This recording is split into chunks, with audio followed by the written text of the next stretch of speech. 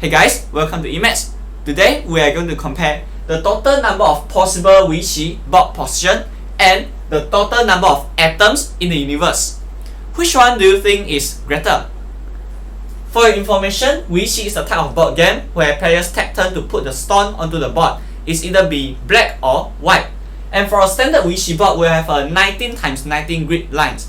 And the intersection between two lines are called a point. So in total, we'll have 19 × 19 points, which is 361. For each point, there are three possibilities. It can either have a black stone, white stone, or empty. So the total possible board position will be a 3 × 3 × 3 for 361 times. And we can write this as 3 to the 361. Then what about the number of atoms in universe? Well, this is a math channel, so Google. Okay, it is estimated that there are in between 10 to the 78 to 10 to the 82 atoms in the observable universe. So maybe we will just take 10 to the 80. Okay.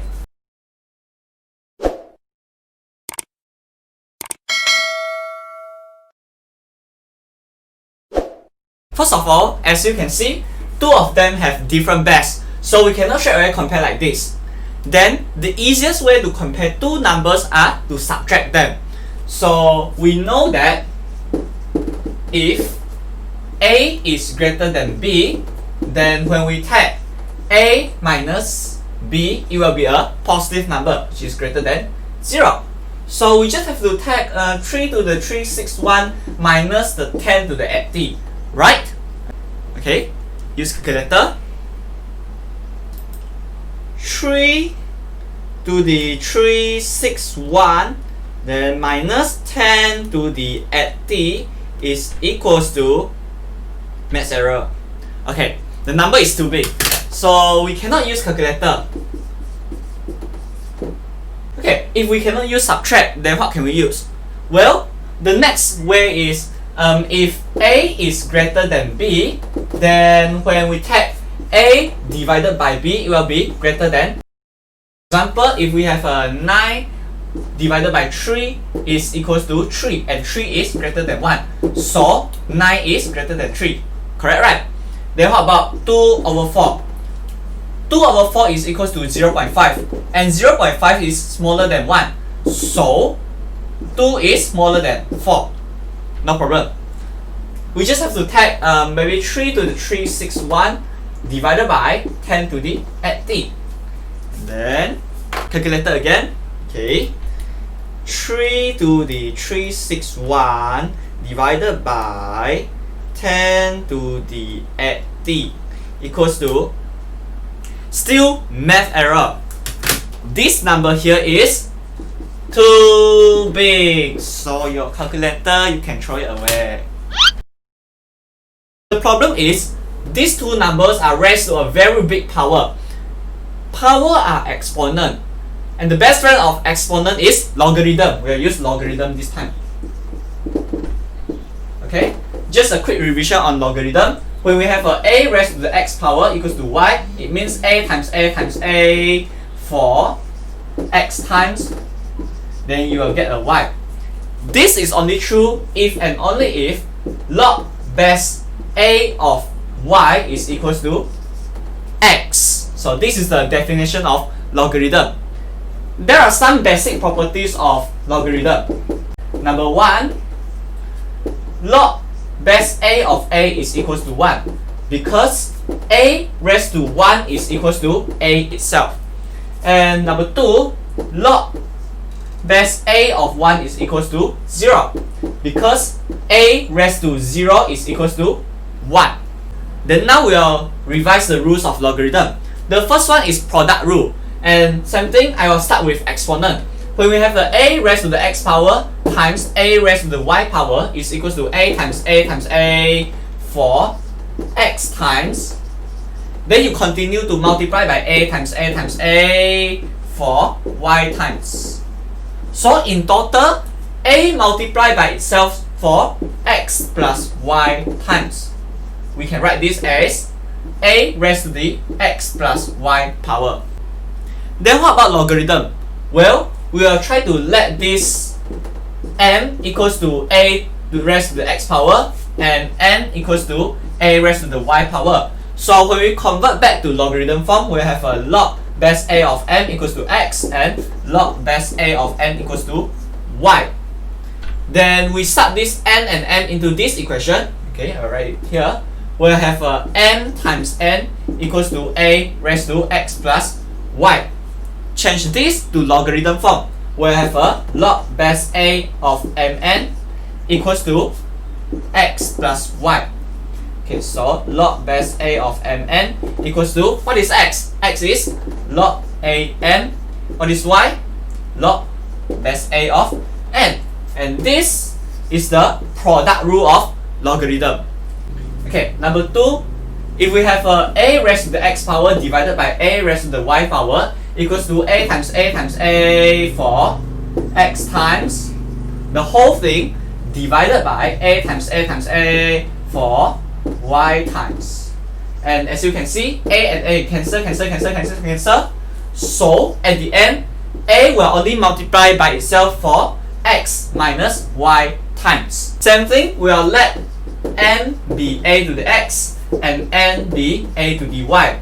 So the logarithm base a of m equals to x, then log base a of n equals to y. Suck m and n into this equation, we'll have m divided by n equals to a raised to x minus y. Change this to logarithm form, we'll have a log base a of m over n is equals to x minus y.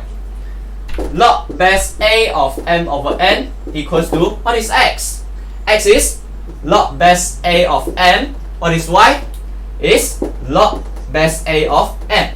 And this is the quotient rule of logarithm. Okay, the third rule is power rule, which is the last rule that we will need today. Okay, so this is the definition of logarithm.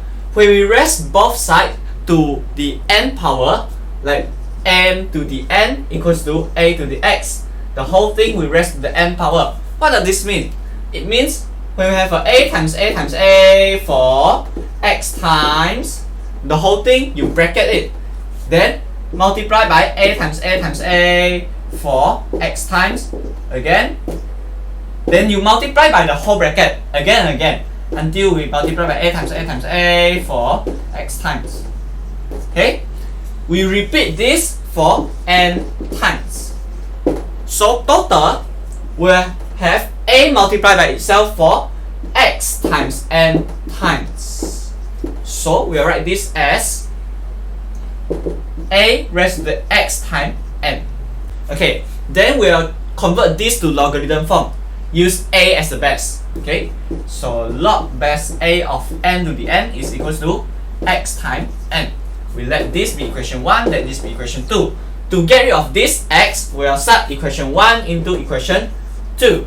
So on left hand side it is log base a of n to the n is equals to x is log base a of m times with n. Rearrange it, we'll have a log base a of m to the n is equals to n times the log base a of n. And this is the power rule of logarithm. We will finally get into our topic today using these rules of logarithm. First, we will let a big M equals to this 3 to the 361. Then we take logarithm on both sides. It's up to you to use any base, and for me I will use log base 10, which is LG. Okay, LG M equals to LG 3 to the 361. Life's good.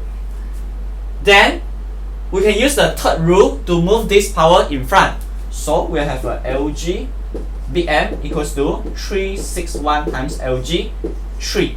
Okay, this is what we need later. Then we'll let big N equals to this 10 to the t. Same thing, we take log base 10 on both sides equals to LG 10 to the t. Using third rule, move the power in front. We'll have LGN equals to at t times LG 10. Okay, remember from earlier, if A is greater than B, then A divided by B is greater than 1. So we want to find the value of m over n. If this m over n is greater than 1, meaning this number of Weiqi bulk position is greater than number of atoms in universe, or vice versa. Okay, so we will maybe let x equals to m divided by n. Then we will take log base 10 on both sides. Lg x equals to Lg m divided by n. From here, we can use the second rule, which is Lg n minus Lg m. What is Lg m? 361 log 3 minus and add t times Lg 10. We'll quickly count this in head. Lg 3 is log base 10 of 3. So we'll just let this log base 10 of 3 equals to, maybe we use y. So convert back to exponent form. 10 to the y is equals to 3. This is what we want. And from the basic properties of logarithm, we know that 10 to the 1 is equals to 10. And 10 to the 0 is equals to 0. When we compare 3 of them, we know that 3 is in between 10 and 0. So y should be smaller than 1 but greater than 0. Meaning y should be 0 point something something something. Maybe we try to take 10 to the half, which is square root of 10. But 10 is not a perfect square. When we take the square root, it will be irrational. So maybe we try to take the square root of 9, which is 3. We compare two of them together because 10 is greater than 9. So the square root of 10 is also greater than square root of 9. Therefore, 10 to the half is greater than 3. However, this is not enough because we only take from one side and we need inequality from both sides to narrow down the value of y. So we'll continue. Okay, this time we take 10 to the 1/3, which is the cube root of 10. But again, 10 is not a perfect cube. So we need to compare it with the nearest perfect cube, which is 8, and we know that cube root of 8 is 2.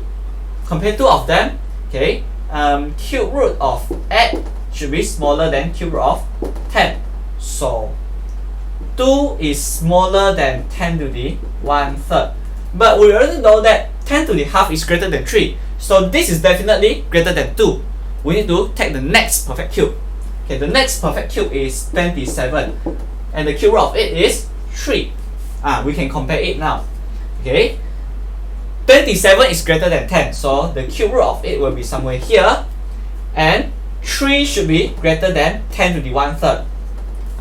We can use this to narrow down our value of y. And remember, we want 10 to the y to be equals to 3. I write it here to remind you. 10 to the y is equals to 3. And from the first inequality, we know that 10 to the half is greater than 3, which is more than what we want. So 10 to the y should be smaller than 10 to the half. But 10 to the 1/3 is smaller than 3, which is less than what we want. So 10 to the 1/3 should be smaller than 10 to the y. When we compare the exponent, we know that y should be in between 1/3 and half, which is 0.333 and 0.5. This is pretty narrow already, right? So maybe we just take y should be approximately 0.4 something something, maybe just 0.45. Okay, guys, I forgot we can use calculator. Okay, so log base 10 of 3 is 0.477. See, I told you it's 0.4 something something. So maybe we just take 0.48 in this case. Okay, we'll come back to this. We'll sub in log base 10 of 3 equals to 0.48. So it's 361 times 0.48. Then minus at t times log base 10. Okay, we have a log base 10 of 10. The base and the argument are the same, so equals to 1 times 1. This time I will not forget you. Okay, 361 times 0.48 minus at t times 1 equals to 93.28. what is this 93/2x? It's equals to log base 10 of x. What do you want? We want n over n, which is x. We'll convert this back to exponent form. Okay, x will be equals to 10 to the 93.2x, which is definitely greater than 1. Okay, finally, since m over n, which is this value of x, is greater than 1, and in fact it is very much more than 1, therefore n is greater than n. Very nice. Actually, we can use the method from earlier to compare any two number with exponent. For example, a to the n and b to the n. If n times log a is greater than n times log b, then n times log a minus n times log b will be greater than 0, right? So when we convert back to exponent form, 10 raised to this power will be greater than 1. So n is greater than n. If n times log a is smaller than n times log b, then n times log a minus n times log b will be a negative number. When 10 is raised to a negative exponent, it will be smaller than 1. So n is smaller than n. We'll use a very simple example to prove this. Maybe we try to compare a very simple 2 to the 3 and 3 to the 2. Okay, so 3 times log 2 is equals to 0.90, and 2 times log 3 is equals to 0.95. So 3 squared is greater than 2 to the third power, and this is true because 3 squared is just 9 and 2 cubed is just 8. True, it works. That's all for today. Thank you for watching. See you guys in the next video.